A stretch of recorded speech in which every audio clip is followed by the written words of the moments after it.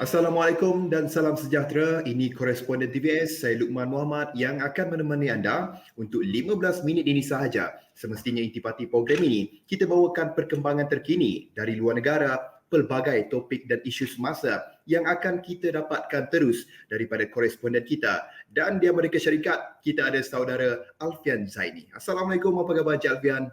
Waalaikumsalam. Alhamdulillah sihat Luqman. Saya doakan semoga Luqman dan semua penonton TVS juga berada dalam keadaan sihat. Amin, insyaAllah Encik Alfian. Baik Encik Alfian, kita mulakan topik perbincangan kita minggu ini dengan isu Afghanistan. Seperti mana kita tahu, pada 16 Ogos lalu, dunia dikejutkan dengan berita kemasukan pejuang Taliban ke bandar Kabul.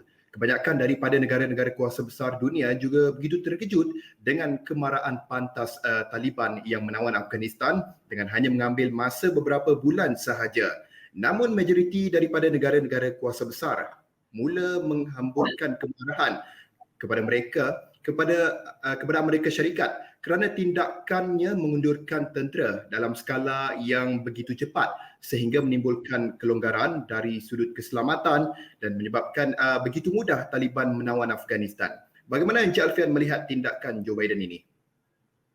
Baik Luqman, kira-kira 2 minggu lalu penganalisa risikan Amerika Syarikat meramalkan sekiranya berlaku kejatuhan kerajaan sivil Afghanistan kepada pihak pejuang Taliban akan mengambil masa sekurang-kurangnya beberapa minggu.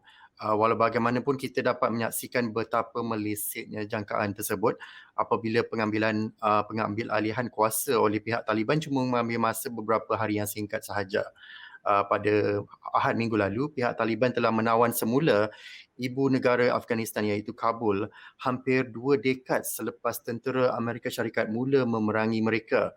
Walaupun pasukan keselamatan Afghanistan dibiayai dan dilengkapi dengan baik, mereka tidak memberikan tentangan sama sekali ketika militan Taliban merampas sebahagian besar negara itu berikutan penarikan tentera Amerika Syarikat mulai awal Julai lalu. Di kemuncak pengunduran ini, Presiden Afghanistan Ashraf Ghani melarikan diri dari negara itu meninggalkan istana presiden kepada pejuang Taliban. Jurus itu, Setiausaha Negeri Amerika Syarikat sendiri terpaksa mengakui bahawa Amerika Syarikat tidak sepenuhnya bersedia dalam proses pengunduran ini dan akhirnya Afghanistan jatuh semula ke tangan Taliban lebih cepat dari yang dijangkakan. Presiden Biden dalam beberapa ucapannya dalam bulan April dan awal bulan lalu mengenai proses pengunduran ini menyatakan keyakinan beliau dengan kekuatan lebih daripada 300,000 tentera darat dan udara Afghanistan yang telah mereka latih dan biayai untuk memberikan perlindungan yang mencukupi terhadap 75,000 pejuang-pejuang Taliban.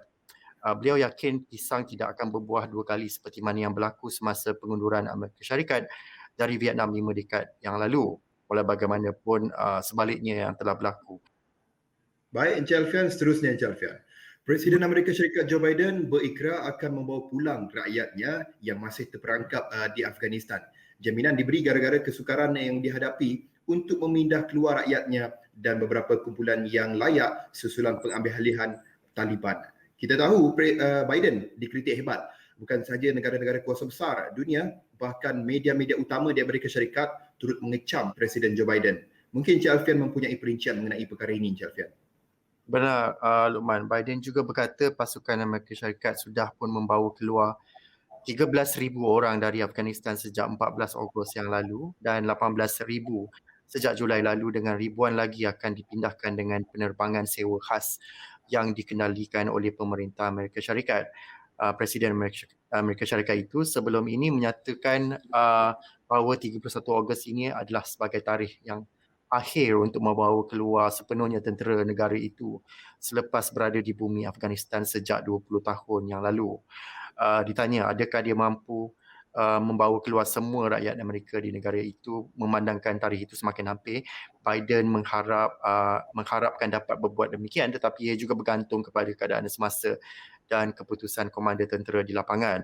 Biden juga berkata pihaknya sentiasa berhubung dengan pejuang Taliban bagi penyelarasan dan memudahkan pemindahan anggota tentera Amerika Syarikat dengan selamat. Walaupun Biden dan anggota pentadbirannya berusaha menunjukkan keyakinan pada hari Jumaat mengenai kemasukan bantuan ketenteraan di Kabul dan kemampuan mereka untuk menyelaraskan proses pengunduran, banyak anggota parlimen termasuklah anggota Demokrat menyatakan kekecewaan yang mendalam terhadap kekurangan persediaan situasi ini dan menyifatkan operasi yang dijalankan ini sebagai sembarangan. Hakikatnya White House tampak masih lagi kelang kabut walaupun untuk mendapatkan jumlah sebenar rakyat yang perlu diselamatkan dalam proses pengunduran ini. Presiden Biden sendiri mengakui di White House pada hari Jumaat yang lalu bahawa dia tidak mengetahui bilangan yang sebenar rakyat Amerika yang masih berada di Afghanistan. Jurucakap Jabatan Negara Ned Price mengatakan pada hari Jumaat yang lalu bahawa jabatan itu telah menubuhkan pasukan petugas khas untuk berhubung dengan rakyat yang ingin pulang ke tanah air dan untuk mengetahui dengan lebih tepat keberadaan individu-individu terbabit.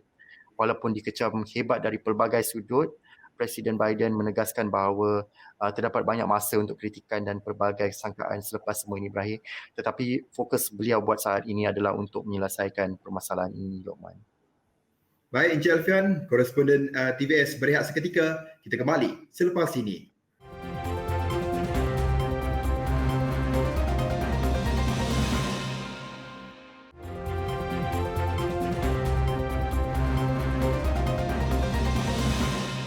Kembali kita dalam rancangan koresponden TVS. Terima kasih kepada anda yang masih setia menyaksikan program ini. Semestinya satu-satu rancangan yang membawakan perkembangan terkini dari luar negara. Baik, Encik Alfian, seterusnya. Sebahagian besar pantai timur Amerika Syarikat termasuk New York City diletakkan dalam keadaan berjaga-jaga. Ini berikutan ancaman ribut Henry. Jabatan Ramalan Kaji Cuaca memberi amaran bahawa ribut yang kali pertama dijangka melanda New England dalam tempoh beberapa dekad itu akan membawa angin kencang, risiko banjir kilat dan laut bergelora. Melihat kepada situasi ini, Encik Alfian, apakah antara langkah-langkah awal pemerintah di sana dalam memastikan keselamatan orang ramai di kawasan tersebut, Encik Alfian?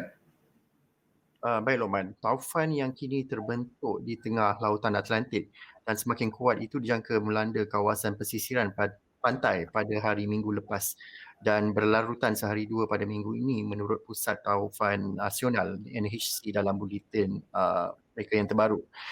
Pegawai di wilayah New England yang merangkumi Connecticut, Maine, Massachusetts, New Hampshire, Rhode Island dan Vermont turut memberi amaran kepada orang ramai supaya bersiap sedia.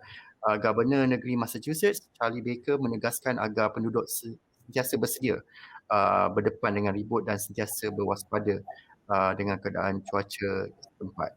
Taman-taman dan pesisiran-pesisiran pantai di Bandaraya New York mulai ditutup pada Sabtu lalu sehingga Isnin ini bagi persediaan menghadapi angin kencang yang berpotensi untuk memutuskan bekalan elektrik kepada hampir 300,000 penduduk tempatan. Ramalan Kaji Cuaca NHC melaporkan taufan Henri mempunyai kelajuan angin kencang hampir 110 km sejam dan mengancam New York serta negeri-negeri yang berjiran di New England dengan potensi 25 cm hujan di beberapa kawasan.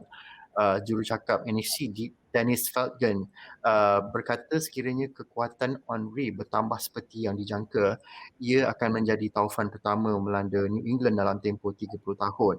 Badai terakhir yang melanda New England adalah taufan Bob pada 1991 yang mengorbankan sekurang-kurangnya 17 orang, katanya. Menurut Ciapan Khidmat Cuaca Kebangsaan di New York City, kali terakhir wilayah itu berdepan taufan adalah Irene pada akhir Ogos 2011. Lokman. Baik, Encik Alfian, seterusnya Encik Alfian. Seorang wanita warga Texas yang sebelum ini enggan terima vaksin COVID-19 menggesa 4 anaknya disuntik ketika berada di ambang maut akibat wabak itu. Kematian guru piano Lydia Rodriguez, 42 tahun di bandar kecil La Marque pada Isnin lalu berlaku 2 minggu selepas suaminya Lawrence, 49, meninggal dunia akibat virus berkenaan.